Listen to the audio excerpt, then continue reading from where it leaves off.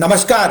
आपके अपने YouTube channel समय की पुकार में मैं ओम कसारा आप सभी दर्शक बंधुओं का हार्दिक स्वागत और अभिनंदन करता हूं। वस्त्र नगरी भीलवाड़ा में भाई बहनों का पवित्र त्योहार रक्षाबंधन पूरे हर्षोल्लास, उमंग व उत्साह के साथ मनाया गया। इस मौके पर बहनों ने अपने भाई की कलाई पर राखी बांधकर अपनी रक्षा का वचन लिया। चूंकि 23 अगस्त को शाम 5:34 से शाम 6:12 तक ही भद्राकाल था, इसीलिए इस समय अंतराल को छोड़कर रविवार को दिन भर राखियां बांधी गई। यही नहीं, इस बार पूरे 492 वर्षों बाद गज केसरी व शोभन महायोग में रक्षाबंधन का महापर्व मनाया गया है। इसलिए बहनों द्वारा भाई को बांधा गया रक्षा सूत्र बहुत ही कल्याणकारी और सुखदायी साबित होगा। हालांकि वर्तमान में कोरोना काल चल रहा है, इसलिए अधिकांश बहनों ने अपने भाइयों से उपहार में यही वचन लिया है कि कोरोना गाइडलाइन की पूर्ण पालना करते हुए वो अपने जीवन को सही सलामत रखेंगे। राखी का त्योहार है जो कि साल में एक बार आता है और मैंने मेरे भाई से अभी लेटेस्ट में जो चल रहा है वो कोविड ही चल रहा है, उसके लिए सबसे पहले तो जिंदा रहना बहुत ज़रूरी है। और कितनी डेथ हो रही है वो अपने को पता है, आंकड़े कितने पार कर गए, लाखों पार कर गए। तो मैं कोविड के अगेंस्ट उससे गाइडलाइन मांगूंगी, जो भी गाइडलाइन है उसको वो फॉलो करे।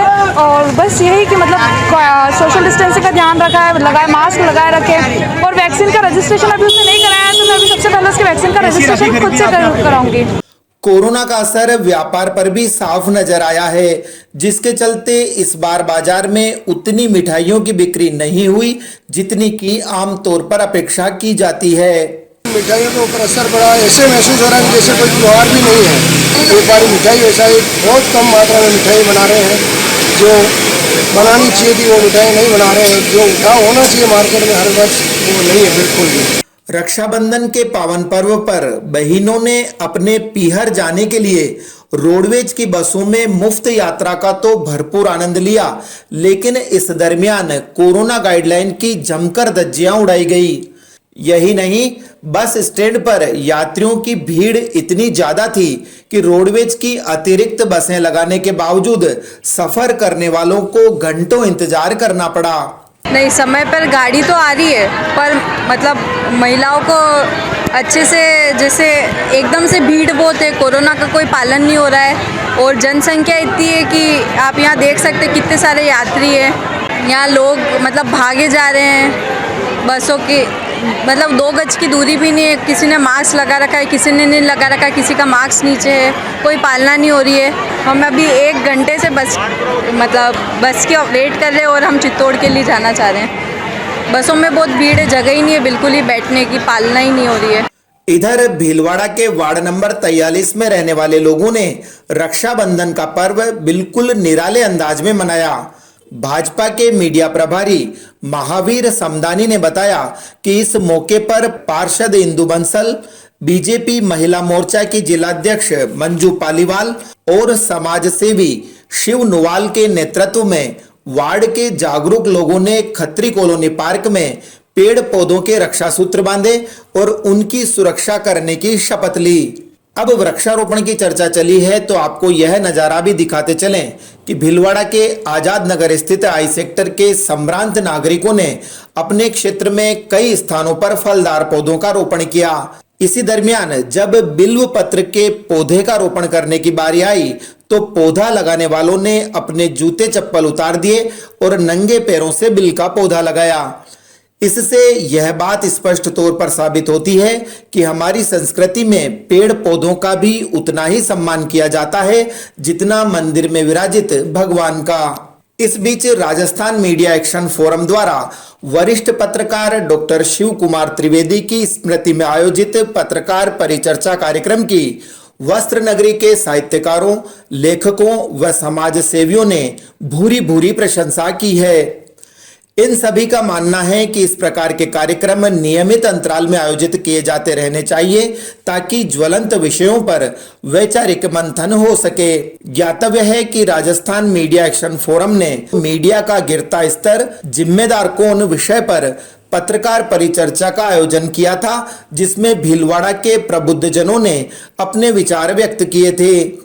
संगठन के संस्थापक अध्यक्ष अनिल सक्सेना ने बताया कि इस प्रकार के कार्यक्रम राष्ट्रीय, राज्य एवं जिला स्तर पर लगातार आयोजित किए जा रहे हैं। Rajasthan media action forum Rajasthan के प्रत्येक जिले में जाकर जो हमारे दिवंगत पत्रकार हैं उनकी स्मृति में प्रत्येक जिले में हम लोग एक मीडिया की पत्रकार परिचर्चा करा रहे हैं, जिसका कि सब्जेक्ट मीडिया का गिरता स्तर, जिम्मेदार कौन है। हम लोग जो भी कार्यक्रम करते हैं, पत्रकार परिचर्चा करते हैं, उसमें पत्रकार परिचर्चा में पत्रकारों के साथ ही हम लोग साहित्यकार, लेखक, सोशल वर्कर और समाज से जुड़े हुए अन्य लोगों को भी हम इनवाइट करते हैं। और वो लोग यहाँ जो ये जो भीलवाड़ा के जो प्रबुद्ध जन थे वो सभी लोग यहाँ एकत्रित हुए और उन्होंने बहुत अपनी अपनी बात रखी।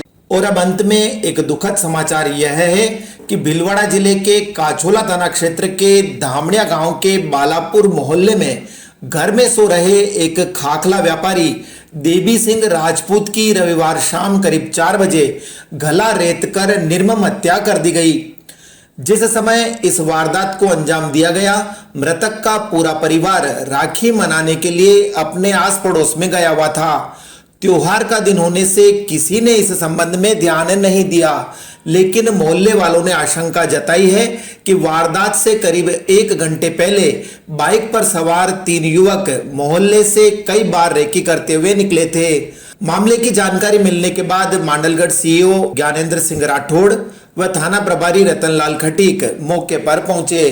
यहां से मृतक के शव को काछोला अस्पताल की मोर्चरी में लाया गया है। पूर्व जिला प्रमुख शक्ति सिंह हाड़ा ने पीड़ित पक्ष को सांत्वना और ढाढ़स बंधाते हुए बताया है कि मांडलगढ़ विधानसभा में हत्या, चोरी, डकैती आदि वारदातें बढ़ी है और धामनिया में बेरहमी से हत्या हुई है।